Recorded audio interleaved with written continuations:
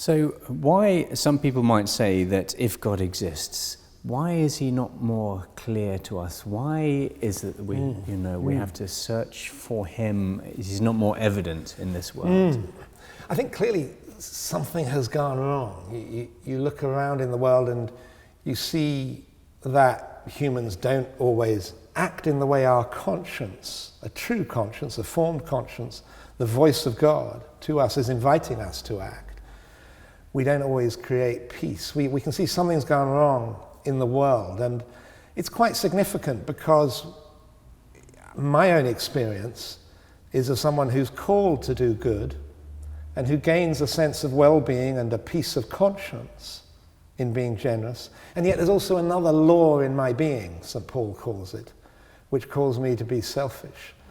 And that has been like a spanner in the works. The first sin, which we believe happened in the first generation of human beings, was like a Hiroshima of the human soul.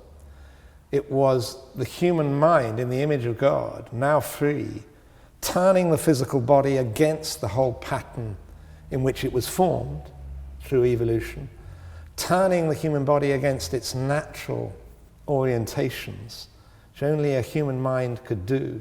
And that caused something much worse than a nuclear explosion physically and metaphorically in the spiritual realm. And that means we have to work harder now to do good, and we have to work harder now to think clearly, to, as it were, return to walking with God in the cool of the evening, as Adam and Eve were, we're told in Genesis, before this nuclear explosion happened, the first sin, before all of our sins, obviously, as well. So this, in essence, is original sin. This is what you're explaining. So how do we see that? Because obviously, original sin affects us in our physical nature, but also in our spiritual nature, in our psychological nature, in our intellectual capacities. I mean, can you tell us a bit more about that? Yeah. So it's a significant wound whenever a human being decides to go against the order and patterns of the physical universe written in by billions of years of evolution, I would believe, and to go against the nature of the human soul, which is ordered to communion with God and with each other. Whenever we sin, whenever we're selfish, it does significantly muck us up. It wounds each other, it breaks the bonds between us, and it turns my being against its law. So there is a sense of feeling cold, a sense of going against God's voice, but it's written into my being. It's going against the very nature of the atoms in my body and the soul in my body.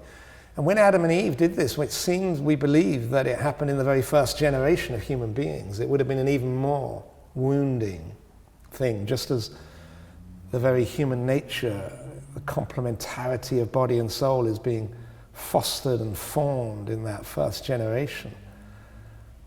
A human being deciding to go against that is really throwing a spanner in the clockworks of human nature. So it's created a sort of pollution, if you like, and it goes quite deep. But it's still not fundamental, because what God has made is good, fundamentally good. And it still operates well and rightly. And I think modern science has sort of confirmed this, that modern science has shown that matter is still basically ordered and still basically predictable and still works well. We're aware that there's disorder as well as order, but in the Judeo-Christian tradition, disorder and evil is always secondary to good, to order. And I think modern science has sort of confirmed that by showing that physical things are still basically good and ordered, and so is our body. But this harmony between body and soul has been wounded, and that's handed on across the generations, which we in our tradition called original sin.